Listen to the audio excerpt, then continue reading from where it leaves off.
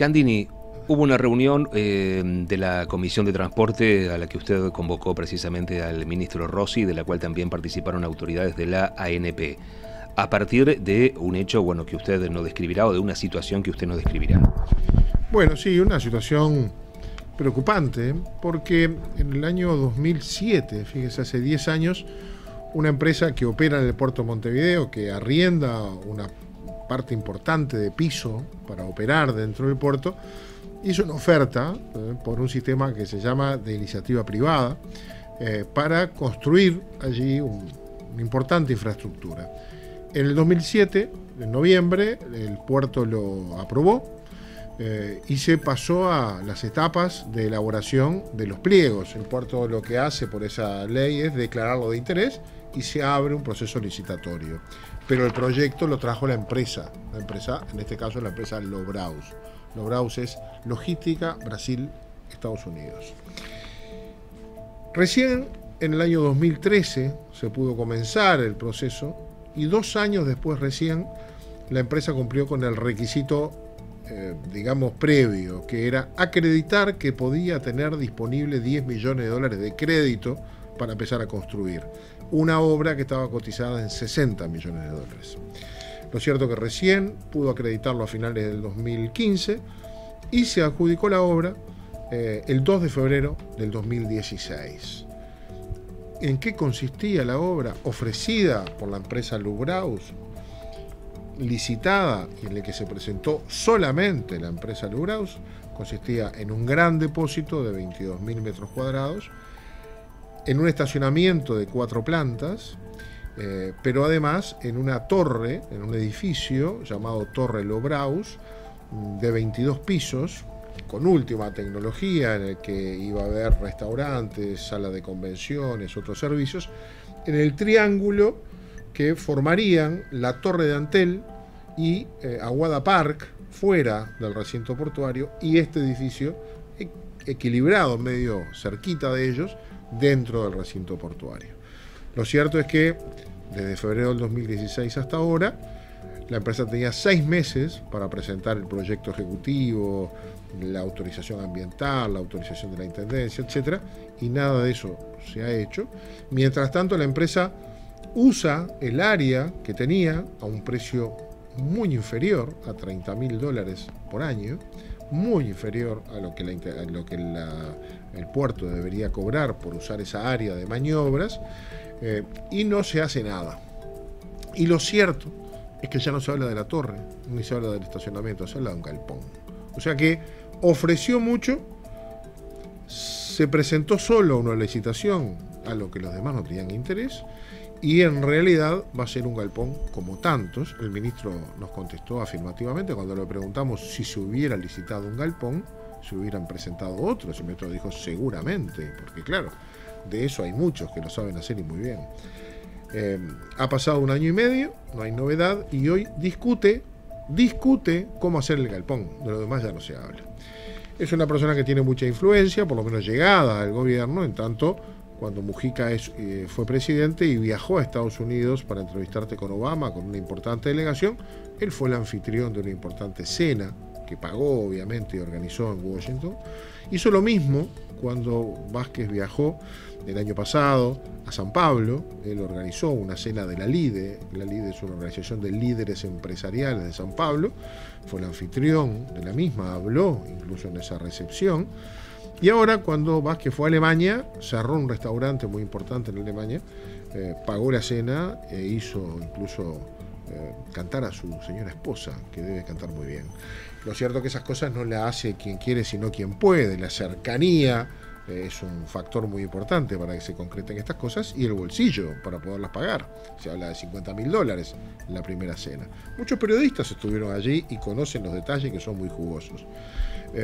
A nosotros lo que nos extraña es que no se le ha rescindido el contrato que tiene firmado y que no ha cumplido. No ha integrado el dinero, no ha presentado un proyecto, no habla ya de la torre y está utilizando una zona que podría tener otro destino. Solo Rossi se expresó al respecto, preocupado por lo mismo que nosotros, nos confirmó toda la información que teníamos, nos confirmó que se habla solo de un galpón, y aún hablando solo de galpón había diferencias importantes entre lo que él mismo había ofertado y lo que quería hacer ahora. O sea, está bien, él ofreció hacer un depósito muy moderno y ahora se habla de un galpón, que es lo que ofrece un galpón. El ministro también dijo que esa zona era muy importante porque donde está ubicada, al actual ingreso de la Puerta Colombia, puede ser un lugar de uso estratégico para la futura planta de celulosa. En tanto, por el acceso norte estaría ingresando el tren y ese lugar es muy valioso. O sea que el ministro está tan preocupado como nosotros. Ahora es la administración de puertos la que le toca mover, es la que está negociando y la que se fue, creo, con las ideas muy claras de que estamos atentos y vigilantes a una situación que no puede adjudicarse si no se cumple con lo que se ofreció en el contrato. Los contratos hay que cumplirlos, si no es una persona que utiliza la buena fe del Estado. Propone una obra maravillosa por 60 millones de dólares, el ministro la llamó la zanahoria, o sea, nos propone una zanahoria que todos quieren y al final después termina haciendo un galpón. Ahora el galpón se lo quedó él porque ofreció la zanahoria. Y entonces yo creo que estamos todos muy atentos y el ministro me parece que también, así que esperamos novedades a la brevedad. Usted conocedor de esta empresa de Lobraus, conocedor además del empresario, como ha detallado, ¿cuál es en definitiva el beneficio económico que le redunda a la empresa por haber hecho esto que nosotros podemos llamar como maniobra? La empresa había ganado una licitación para operar un área del puerto que venció en el 2012. Se le hizo una extensión que venció en junio del 2015.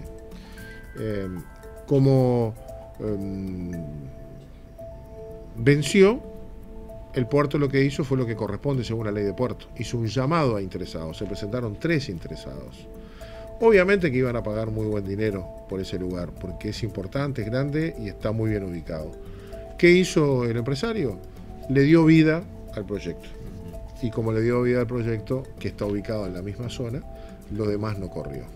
Por lo tanto, el puerto pierde un ingreso muy importante y el empresario sigue operando en ese lugar con el cuento de que va a ser una torre con estacionamientos y demás, sigue operando de modo muy barato al precio del año 2002 un área de puerto que no tiene concesionada. Se le venció la concesión, pero como está en este trámite, lo sigue usando. Ahí ya tiene un beneficio y una pérdida para el puerto. ¿Cómo se compensa esa pérdida? Haciendo lo que propuso. Bueno, si mañana hace esa enorme infraestructura buena para el puerto, está compensado. Paga poco, pero invierte mucho. Ahora, si no hace la obra y sigue con el cuento y pasan los plazos, lo que está haciendo es perjudicar a terceros que se presentaron de buena fe para participar de una licitación y beneficiándose, a mi juicio, indebidamente. Vencidos los plazos, como ya vencieron, el Estado tiene la potestad, si yo no diría la obligación, de rescindir el contrato. El contrato está incumplido y por lo tanto lo que debería hacer el Estado es rescindir ese contrato y pasar a licitar con los interesados que se presentaron en su momento y el propio Lobraus, licitar el área que está ocupando. La decisión la toma la Administración Nacional de Puertos, pero el responsable político es el ministro. El ministro tiene claro cuál es nuestra visión y yo le diría que a veces explícitamente y a veces con la mirada y los gestos, pero en silencio, porque ni la mirada ni los gestos quedan en la versión taquigráfica, el ministro estuvo de acuerdo con nosotros.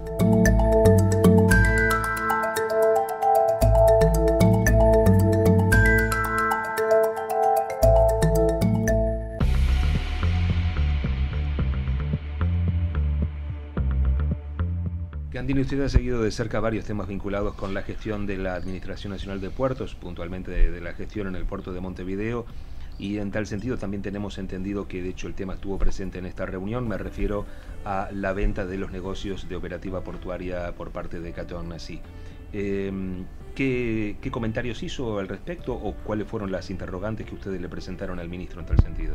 Hubo muy poco tiempo para referirse al tema. El ministro dio la versión oficial. La versión oficial es muy de rosas. Esta gente no se va del país, se queda en el país, está feliz con lo que ha pasado y bueno, ha tomado otro camino porque la empresa, dicen, y lo dice la empresa en su comunicado, prioriza el agregar valor, la logística, etcétera, y no la operativa portuaria. En realidad, la empresa hace lo que tiene que hacer. Resolvió vender. Y por lo tanto, si yo fuera a vender mi auto, no le voy a contar todo lo mal que anda. Le voy a decir todo lo lindo que es. Y creo que la empresa lo que hizo fue poner razones que diplomáticamente son convenientes para la relación con el país y demás. Pero todos sabemos que viene una relación de conflicto en cuanto a que el plan maestro portuario que tiene Uruguay establece que exista una terminal de contenedores, una terminal granelera, una terminal de pasajeros y una terminal pesquera. Y para que exista una terminal de contenedores se hizo una subasta y se firmó un contrato donde el Estado es parte. Y allí hay reclamos de la empresa privada asociada al Estado de que la administración de puertos, que es la que tiene la llave, juega, digamos, de una manera desleal con el socio privado. Y los hechos demuestran que cada vez se opera menos en la terminal y se opera más en las áreas públicas, con tarifas mucho menores, sin la misma inversión o sin inversión, como sí la ha tenido que hacer el privado, y esto ha generado fricciones múltiples. Yo lo que le recomendé y lo pedí que quedara en las actas, en la versión taquigráfica de la comisión, fue que se leyera el comunicado de Catonati de agosto del 2016, es decir, el anterior a este, donde allí se enumeran una cantidad de problemas y donde ya leyendo con claridad y conociendo el diario del lunes se avisa de que la empresa puede retirarse. De hecho, la empresa fue tomando algunas medidas de materia gerenciales que indicaban el desaliento o el desánimo o la decisión de ya no priorizar Uruguay como lo habían hecho. Y bueno, las cosas después terminan pasando. No es conveniente para Uruguay que se vaya un socio privado que ha hecho una inversión de tal naturaleza, y tampoco es conveniente para Uruguay que la terminal de contenedores termine siendo operada, porque probablemente la compre una empresa naviera, que es la que maneja la carga. Cuando se hizo la subasta, no podían participar en ella empresas navieras, precisamente porque la naviera maneja la carga, y si quien maneja la carga maneja la terminal, se produce una concentración de intereses que puede tener tal poder que le genere perjuicios o en todo caso disminuya la capacidad de su autoridad a la autoridad portuaria, en este caso la administración de puertos, y por lo tanto se impidió. Ahora no se puede impedir, porque en el particular vende sus acciones a quien quiera operar, y si operara una empresa como esa, como la que se está manejando, que ya Merckx es propietaria de Hamburg Sud y también es socia de MSC, es decir, sacando a la otra gran operadora china que es COSCO, casi todo lo demás pasa por esta empresa. Y esa es la que maneja la carga, y por lo tanto se acabó la competencia en el puerto, la que supuestamente había, por lo menos por esa carga, porque es de pensar que la empresa que tiene su propia terminal va a canalizar su carga hacia su propia terminal. Si no gana en una cosa, va a ganar en la otra. Y eso no es bueno, porque ¿quién después le rescinde ese contrato vencido el plazo a esa empresa? Seguramente hay que renovarlo, porque si esa empresa mañana no quiere venir más a Uruguay, baja su carga en puertos de otros países cercanos al nuestro y se acabó el partido, no viene más a Uruguay. ¿Por qué? Porque es dueña de la carga y puede tomar ciertas posiciones con independencia. O sea, no es estratégico para el Uruguay esa propiedad. Por lo tanto, creo que teníamos un buen modelo. Había un operador que era el encargado de invertir y administrar la terminal, y las empresas navieras elegían dónde ponían la carga y se suponían que lo iban a hacer en la terminal de contenedores especializada, aunque no ha sido así por varias razones, no imputables, muchísimas de ellas a la compañía Catonati o a TCP en todo caso. Así que yo creo que lo que va a pasar o lo que puede pasar no es bueno. No conozco que haya otros operadores portuarios con el tamaño y la dimensión de poder comprar las acciones de la empresa y hacerse cargo, más allá de que he escuchado que hay algún operador chileno y algunos más que estarían averiguando.